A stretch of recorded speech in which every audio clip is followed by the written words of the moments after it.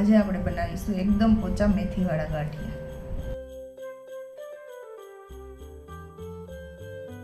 ગાંઠિયા બનાવવા માટે આપણે 500 ગ્રામ ચણાનો લોટ લેશું। ત્યારબાદ આપણે એક તપેલીમાં 1 ગ્લાસ પાણી લઈ તેમાં 2 સ્પૂન ઓઇલ નાખીશું, 1 સ્પૂન આપણે સોડા નાખીશું, 1 સ્પૂન મરી પાવડર નાખીશું અને સ્વાદ અનુસાર આપણે નમક નાખીશું।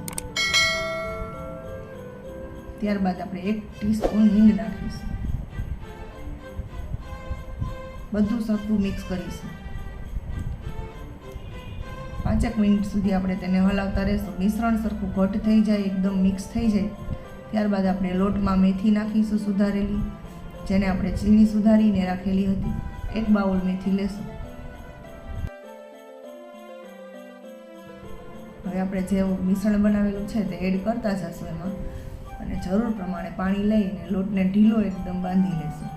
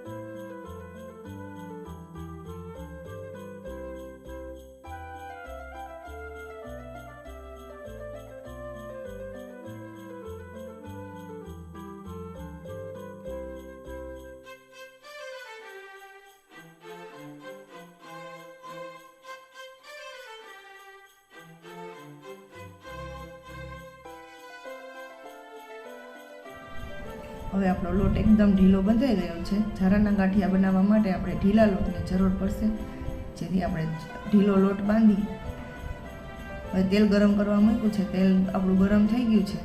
આપણે થોડોક લોટ ઝારા ઉપર લઈ અને ગાંઠિયા બનાવશું।